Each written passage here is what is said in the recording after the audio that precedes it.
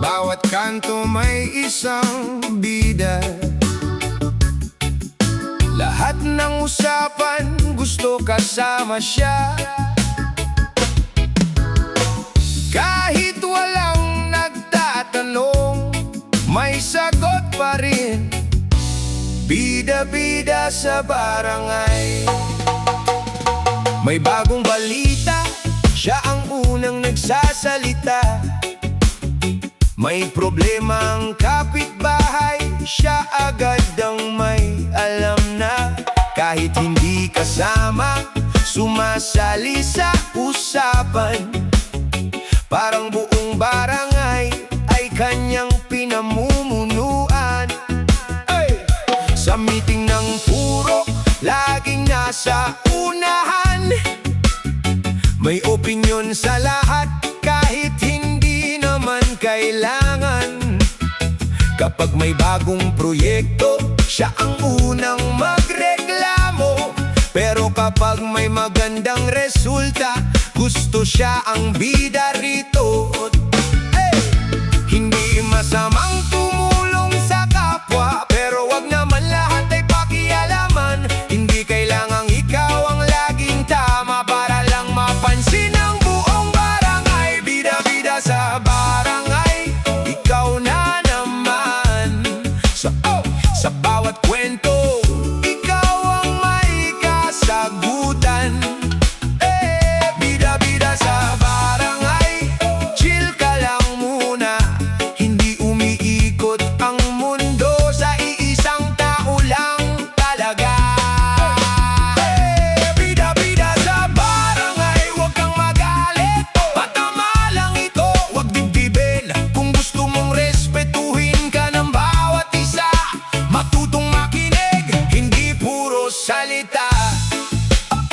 Kapag may kapitbahay na may bagong gamit, may itanong agad kung saan ito nabili. Kapag may bagong bisita sa kabilang bahay, may buong report na bago pa man magtanghali. May alam sa buhay ng lahat ng tao, pero sariling problema ay ayaw pag-usapan mismo. Mahilig magbigay ng payo sa bawat buhay, pero kapag siya ang may problema, biglang tahimik ang bibig.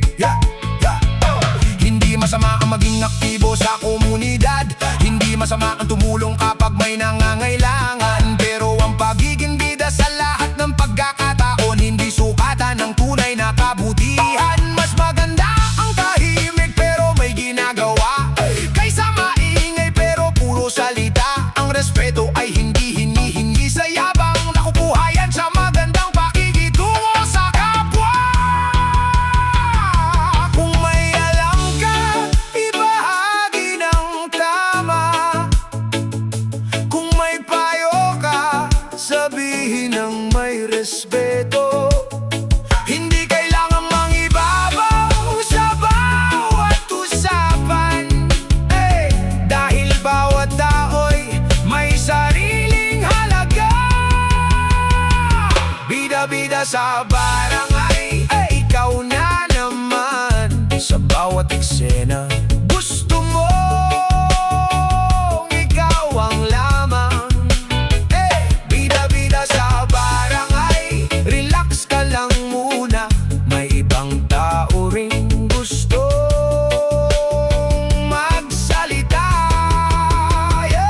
Bida-bida sa barangay, tandaan mo sana, hindi kailangan maging bida para maging mahalaga. Maging mabuting, maging totoo sa kapwa. At ang respeto ay kusang darating sa'yo talaga. Hindi lahat ng tahimik ay walang alam, at hindi lahat ng maingay ay tama. Minsan, ang tunay na bida ay yung marunong tumulong nang hindi naghahanap ng palakpak. Lolong Edaling, original music. Deep Dub Rap!